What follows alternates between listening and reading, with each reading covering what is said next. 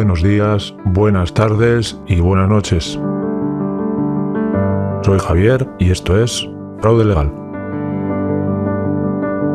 Y en el vídeo de hoy os voy a hablar de la percepción de la realidad, qué elementos intervienen, maneras de manipular y formas de hacerse consciente de esto. Y bueno, creo que no se nos escapa a nadie que estamos viviendo unos tiempos en los que se libra una batalla por nuestra mente, en los que hay un sobreexceso de información, en los que cada vez es más difícil conocer qué es verdad, qué es menos verdad y qué es mentira. Entonces, yo desde luego no voy a hacer una tesis doctoral sobre esto, me voy a apoyar en varios temas, en varias cosas, en varias disciplinas. Empezaré por la primera, que es la programación neurolingüística.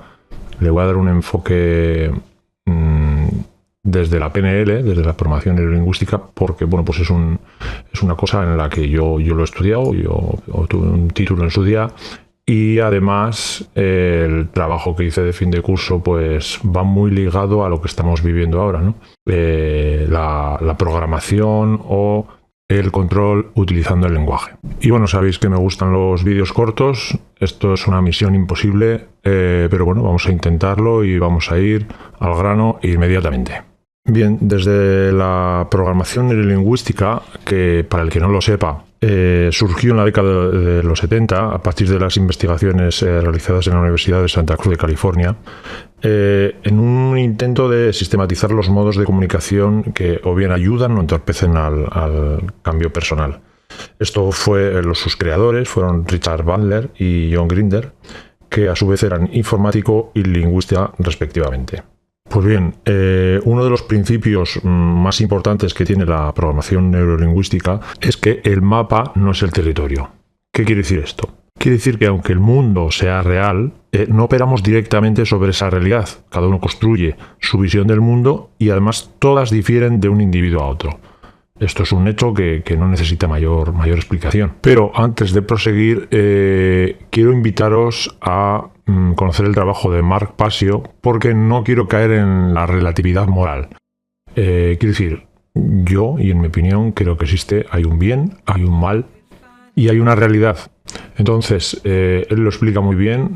Os remito a un canal de YouTube, muchos lo conoceréis, se llama Yo Nobody, y tenéis un seminario sobre ley natural de Mark Passio, algo impresionante, algo imprescindible para todos. Y os invito a que lo visitéis y lo miréis porque os va a ayudar muchísimo. Y bueno, voy a continuar. Entonces, la experiencia y la percepción de la realidad se establece a través de unos filtros, vamos a llamarlo así, ¿no? El primero le vamos a llamar limitantes neurológicos. ¿Qué significa esto?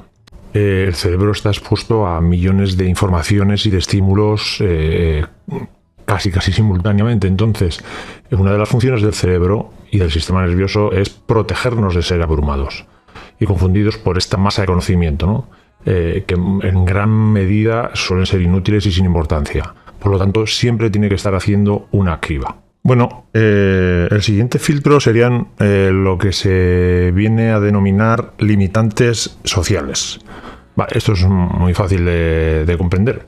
El entorno en el que te desarrollas y la cultura en la que te mueves, pues es determinante. Pero dentro de este limitante social hay algo que es de primer orden, que es el idioma. Los que ya me conocéis ya sabéis que soy un apasionado de esto, del idioma, del significado de las palabras, del diccionario. Y para que veáis la importancia, os voy a poner un ejemplo muy de los tiempos que estamos viviendo. ¿Qué es lo que ha determinado que estemos viviendo una supuesta pandemia en estos momentos?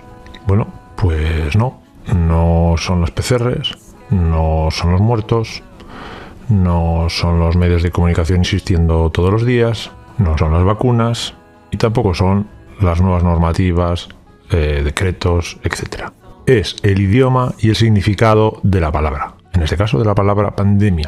Si la OMS no hubiese cambiado la definición de pandemia en cuanto a que antes la carga la llevaba el número de infectados y ahora la carga de la definición no es tanto el número, sino que simplemente se propague a otros países, si no hubiese ocurrido esta redefinición de esta palabra, estaríamos viviendo otra realidad.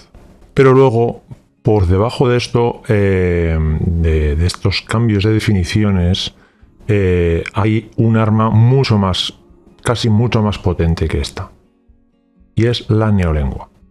Y como siempre, lo mejor son los ejemplos para que veáis cómo el cerebro interpreta de manera diferente una aparente misma realidad, pero que se le adorna con unas palabras que son, vamos a llamarlo, más agradables al oído. Por ejemplo, copago.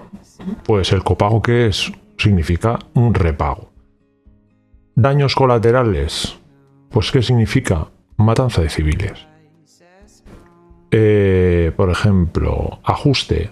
Pues ¿qué es un ajuste? Son recortes. Asumir la titularidad indirecta. Bueno, pues es lo mismo que decir que nacionalizamos a Bankia y todas sus pérdidas. Esta me gusta mucho. Cese temporal de la convivencia matrimonial. Bueno, pues esto es lo que se utilizó para describir el divorcio de la infanta Elena. Se ha divorciado, pero no es correcto. Es mucho más agradable y mucho mejor, más políticamente correcto decir cese temporal de la convivencia matrimonial. Vamos más, venga. Expatriados. Bueno, pues son migrantes. Externalización de servicios. Me encanta esta palabra, esta frase. Externalización de servicios. ¿Qué significa? No significa otra cosa que privatizar los servicios públicos. Otra, impresionante. Es que esto es digno de elogio, de verdad. Flexibilización del mercado laboral. ¿Qué frase? Para no decir el abaratamiento del despido. Por ejemplo, moderación salarial. Moderación salarial, bajar los sueldos. Negociaciones discretas y cenas privadas. Bueno, pues opacidad, falta de transparencia. Reforma estructural, más recortes. Sanciones administrativas, en castellano, multas. Bueno, como veis, hay toda una obra de ingeniería social. ¿Por qué pongo énfasis en explicar esto? Porque si no nos conocemos a nosotros mismos, frase que venía en los templos griegos de culto, si nosotros no nos conocemos a nosotros mismos, tranquilos que ya hay otros que ya lo hacen por nosotros, y gracias a ese conocimiento nos modelan, nos condicionan y nos llevan por donde quieren.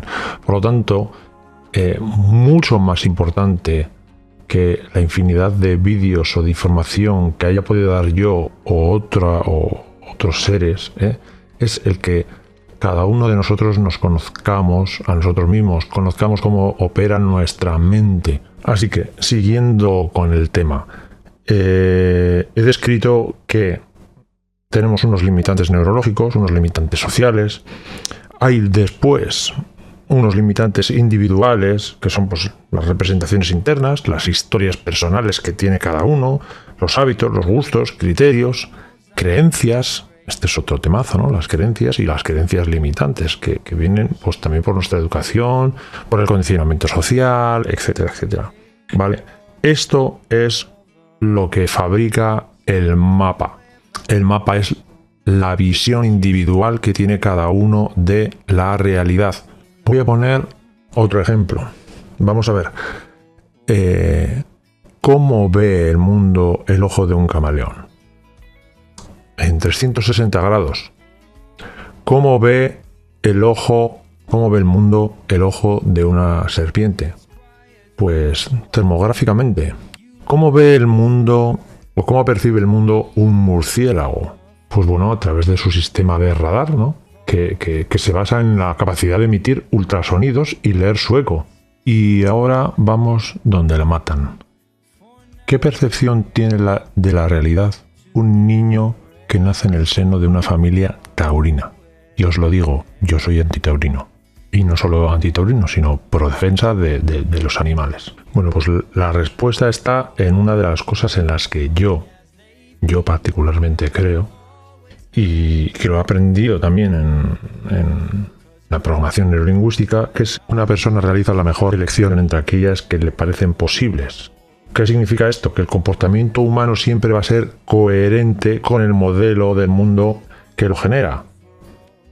Y a partir de aquí, ¿qué hace? Toma las mejores elecciones entre todas las que esta persona, este ser, es consciente. ¿Significa que estas personas o seres están haciendo lo correcto? No, para nada. Pero sí lo que dentro de su mapa, dentro de su realidad, consideran lo mejor. No se cumple con todos, evidentemente. Hay gente con conciencia y hay gente con poca conciencia y hay gente malvada. Así que este último ejemplo, pues os lo dejo ahí simplemente como una reflexión. Así que ahora vamos a volver a lo que es la realidad, la percepción. Y aquí me voy con el impresionante Marpasio. Mirad, la percepción no es la realidad. Es solo lo que significa ver a través de la lente o de un filtro. Entonces, me encanta cómo lo visiona él, porque lo hace de una manera gráfica que me parece increíble, ¿no? Define la realidad como una línea recta. Entonces, vamos a suponer una onda, y esa onda se va cruzando con la línea que representamos como la realidad o la verdad, ¿no? Si tú tienes, y la onda es una vibración, ¿no? La vibración se representa por ondas. Entonces, si tú tienes una vibración baja, son ondas largas, y se va a cruzar pocas veces con la línea que hemos definido como realidad. Sin embargo, a medida que tú vas aumentando la vibración, cuanto más alto vibres, más veces se va a cruzar con la realidad. De ahí viene la vibración alta. Entonces, de eso se trata. Nunca vamos a ser poseedores de la verdad, por supuesto, nunca. Pero a través del autoconocimiento, lo que vamos a intentar es que cada vez vibremos más alto y cada vez seamos capaces de discernir y de estar mucho más cerca y muchas más veces en la línea del tiempo con esa verdad. ¿Y cómo se consigue esto? Yo no tengo desde luego la respuesta definitiva, pero yo os puedo comentar por experiencia particular mía que la máxima que utilizo para descubrir la verdad es tirar del hilo del dinero. Tira del hilo del dinero y descubrirás la verdad. Bueno, pues es una de mis máximas, vamos a llamarlo así. En otras ocasiones tenemos tal cantidad de información que, en mi opinión también, mentalmente no vamos a poder nunca discernir, no tenemos alcance para descubrir esa verdad. Entonces ahí juega otro término que se llama intuición, y la intuición pues también, en mi opinión, es un músculo que hay que ejercitar, hay que entrenarlo. Así que bueno, en definitiva, yo no estoy aquí para deciros qué es la verdad, qué es la mentira o cómo debéis proceder para encontrarla. Estoy dando unas pinceladas muy ligeras, muy superficiales de lo que entiendo yo como método o como manera de intentar acercarse cada vez más a la realidad. Y antes de acabar el vídeo, os voy a comentar también algo que estoy seguro que la mayoría de vosotros conocéis, que son varias técnicas de manipulación, ¿no?, para llevarnos la mirada, para llevarnos el foco a una determinada realidad. Ya conoceréis todos a Noam Chomsky, pero os pego un repasito. Y también, antes de empezar con el trabajo de Noam Chomsky, os voy a decir también por qué es, entre comillas, fácil manipularnos. Bueno, en primer lugar, es porque estamos educados para la dependencia. Somos personas que hemos sido educadas con poca independencia y autonomía. Siempre han decidido por nosotros cómo vestirnos, qué estudiar, cómo comportarnos, incluso qué pareja nos podía convenir. En segundo lugar está la aprobación de los demás. Esto es una losa. Cuando necesitamos la aprobación de los demás, tenemos la falsa creencia de que si damos un no por respuesta vamos a ser rechazados. Y esto, en el fondo, es totalmente falso, porque es al contrario. Cuando nos negamos algo, que no queremos hacer, estamos estableciendo nuestros propios límites y esto va a hacer que los demás también nos respeten. Y luego, pues por último, esa tendencia a evitar los conflictos, totalmente natural, ¿no? Hay personas que para evitar un conflicto con otros, pues aceptan cualquier cosa que se les diga o se les pida. Os suena, ¿verdad? Entonces, al final lo que están haciendo es quedar bien con los demás, pero muy mal con ellos mismos, ¿no? Entonces, cuando somos personas con muchas dudas, personas que nos cuesta tomar decisiones, o lo que es lo mismo, que somos personas inseguras, nos resulta más fácil y más cómodo dejar las decisiones en manos de otros. Reflexión. ¿Qué es la sociedad actual? Dejar las decisiones en manos de otros.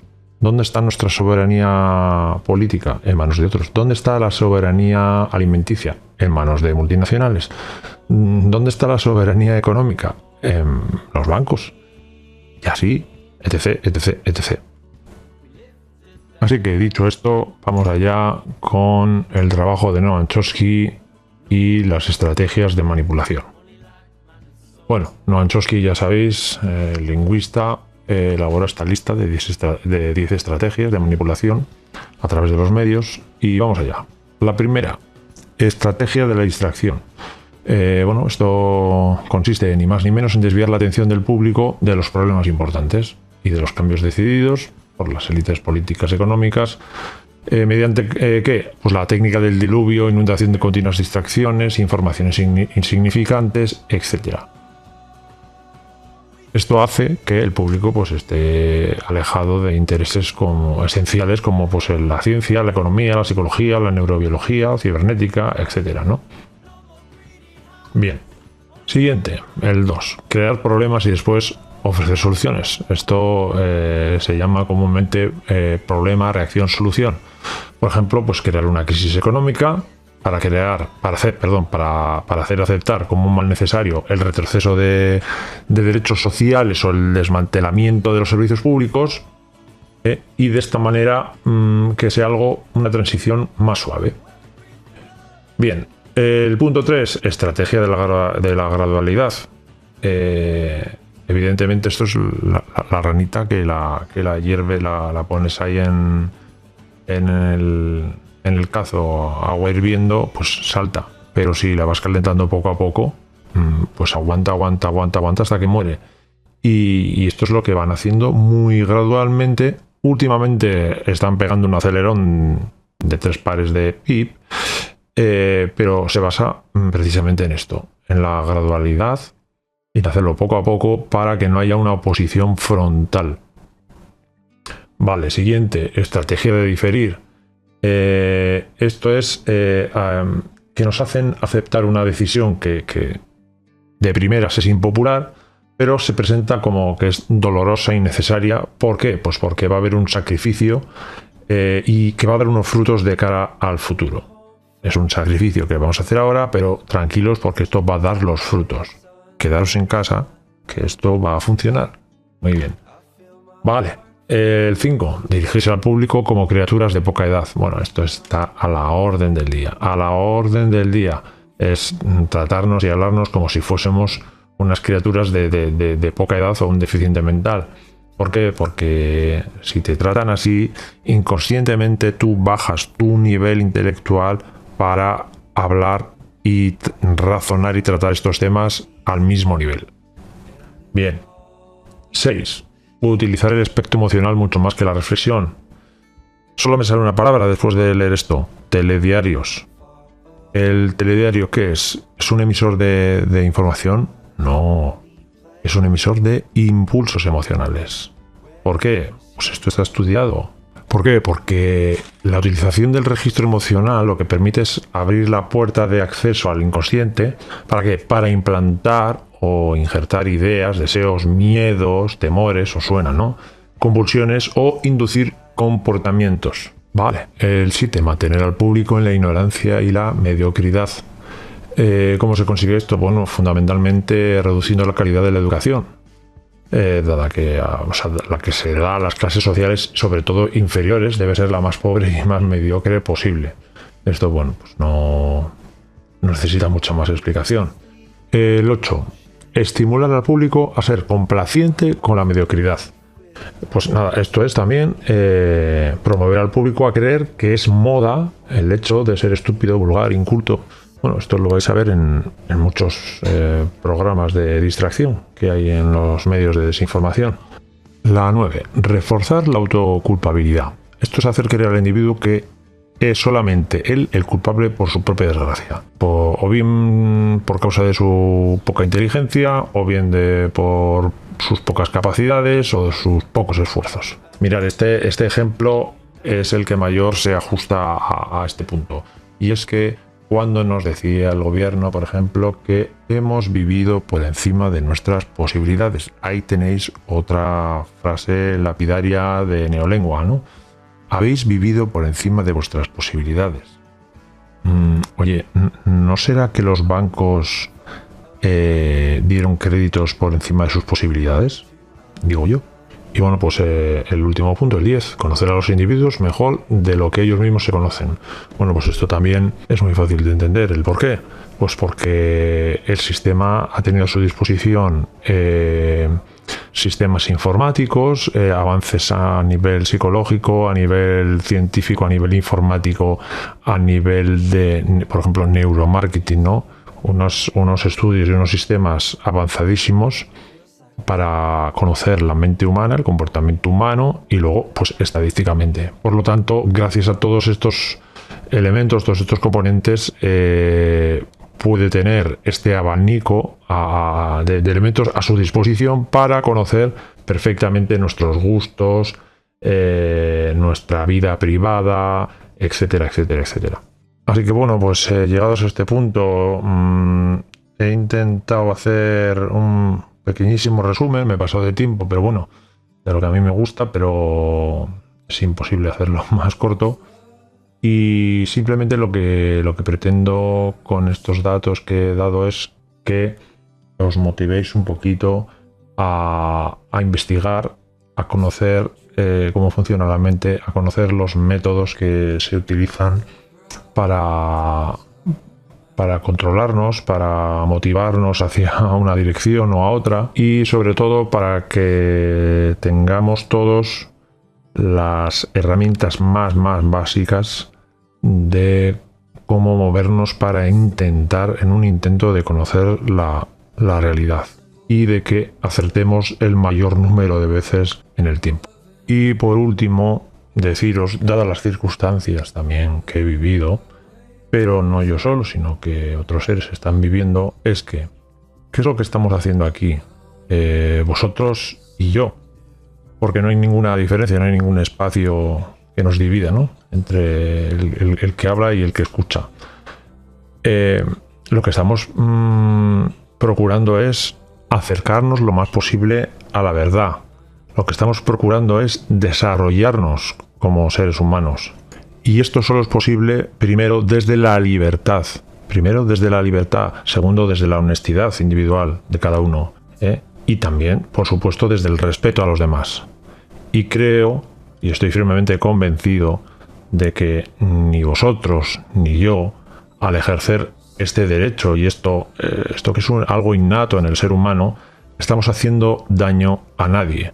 Por lo tanto, creo también firmemente que nadie nos va a poder legítimamente acusar de hacer mal o daño a nadie, porque estamos ejerciendo un derecho fundamental, que es el de la búsqueda y el fin primordial del hombre, que es la búsqueda de la felicidad, no es otra cosa. Así que bueno, poco más que añadir en este vídeo. Espero que os sirva para reflexionar y bueno, pues hasta el próximo vídeo. Un saludo a todos.